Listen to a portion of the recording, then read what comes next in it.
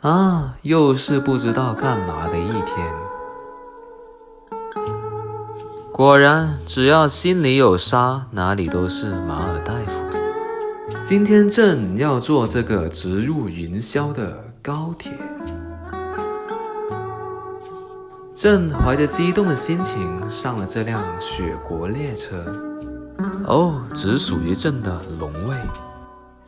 这辆高铁正在高速前进着，旁边的景色一闪而过。啊，和我们一样高速前进的他们。啊，漫长的旅程还是结束了。这距离堪比万里长城。啊，高处不胜寒，直上白云巅，百无聊